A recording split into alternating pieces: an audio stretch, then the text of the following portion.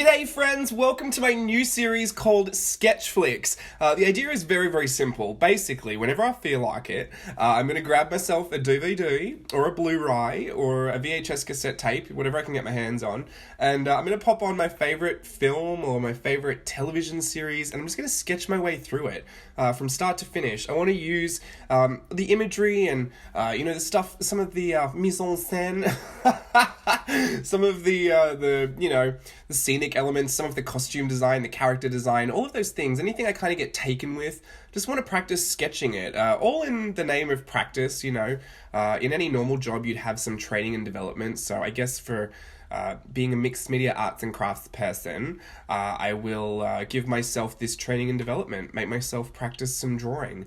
I get questions about a lot of illustration and drawing, and I usually have the same stuff to share over and over again, but just in case you're curious, drawing is a skill, and it can be learnt.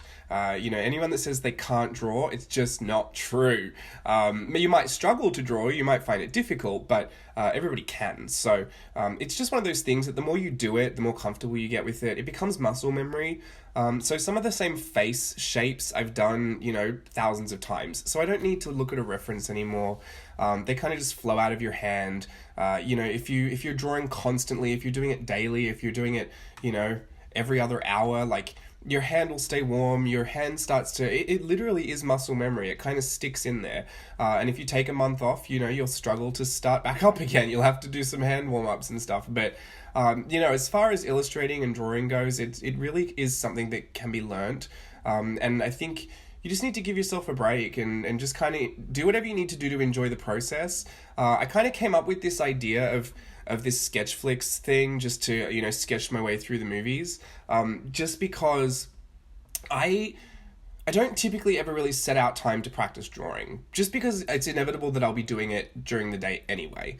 I'll always kind of sit down on the couch at night and draw something in a journal or, on a piece of paper, or, in the morning I'll just kind of scribble something, or if I'm on hold on the phone, or you know what I mean? Like, I'm always kind of drawing anyway. So for me, it doesn't seem like something I need to set aside time for, because it's inevitable that I'll do it. But any kind of focused drawing, anything that's specific, anything with like a bit of a challenge or a theme, I never set aside time to do that. And that can be really rewarding in itself to set those kind of parameters for yourself, or just to give yourself a bunch of inspiration, like your favorite movie, and I think I thought it would be a really fun thing to do, and I really did enjoy it, so I can't wait to do some more of it. But my idea is that if I'm going to sit down to practice it, I need to enjoy the process, because if I'm not enjoying the process, when you're practicing stuff, you're bound to fail at it, right? Because that's the name of the game. You're practicing something you're not familiar with. So it's inevitable that you're going to have a few missteps. Now, if I'm not enjoying myself whilst I'm having those missteps, I'm going to get super discouraged and just give up straight away.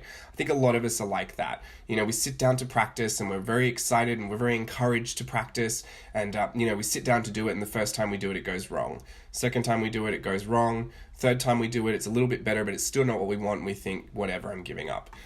So I find that you have to kind of trick your brain into thinking that you're actually enjoying that. And there's no better way for me than to put on one of my favorite movies, or to have my favorite TV show in the background as background noise, because I love TVs, I love movies, and I just... I'm happy whilst I'm watching that and whilst I'm hearing it. So I'm more inclined to work through those mistakes and work through those periods of failure, because I am actually just sitting there and enjoying myself.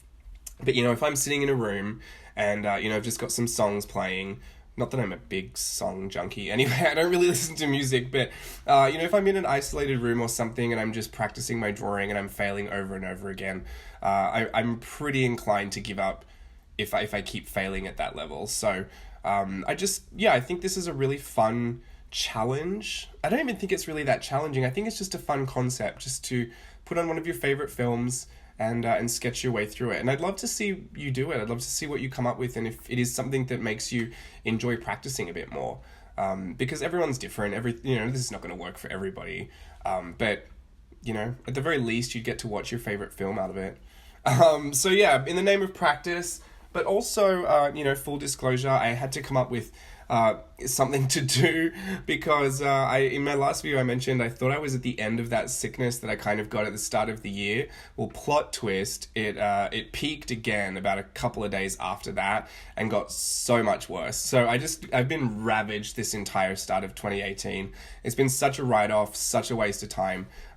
Basically the only thing I managed to get done in the background was my California sales tax, which was just riveting, like sign me up.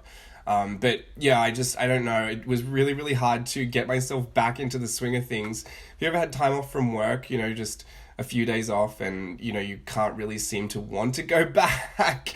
Now imagine being your own boss and having to force yourself to go back. I couldn't do it. Oh, Steve. Hi, say hi. Hi everybody. Steve just scared me. Steve's just been standing over my shoulder. How long have you been there? I don't know, 30 seconds. Oh, okay. Yeah, I just got in from the store. Oh. Well, I was just about to start talking about my apologies for this video is two things. One, the light started to go a bit dark, and I had no artificial light set up, so it's a little grainy, this video. And I was using my phone on the normal settings, but the DSLR was charging, so... This is so cool. What, were you watching Peter Pan? Yeah. Mm-hmm. Nice. Sketching through Peter Pan. Have fun. 1953 Disney classic. Peter Pan has my favorite scene in any movie. And Mermaids. Yes. Mermaid Lagoon. It's the reason I love mermaids.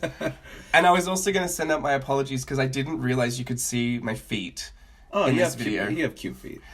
Shut up. I mean, they don't look... I do think I have nice feet. Yeah, see? No, you love Mermaid Lagoon. I love... we were only trying to drown her. Yeah, that's my favorite. That's what made me love mermaids. I don't know if it was their attitude that made me love them or the fact that they were just really beautiful. There's like a whole Disney fan theory that the redheaded mermaid is, in fact... Ariel's mom, right? Yeah. But then I've seen The Little Mermaid 3, Ariel's beginning. Well, it kind of looks like her, huh? Kind of, yeah. Yeah. My favorite part, like, we would watch this. My brothers and I would watch this, so much as a kid. In fact, I think it was more their favorite movie than it was mine. But I loved the whole Your Mother and Mine. Oh, I know. That made me really sad. I don't think I've ever been awake for that part. I just forced myself to stay awake for this whole thing. That's so good. It's really pretty. Mm-hmm. Anyway, this is the last drawing that I got to. I'm going to show you a bunch of close-ups as well. I really enjoyed it. I think you'd enjoy it too. Yeah, I love it. I can't wait to come back and watch it. Oh, I meant anyone watching. Oh, okay. But yes, you can watch it too, Steve. All right, thanks for watching, everyone. Bye, everybody. Bye.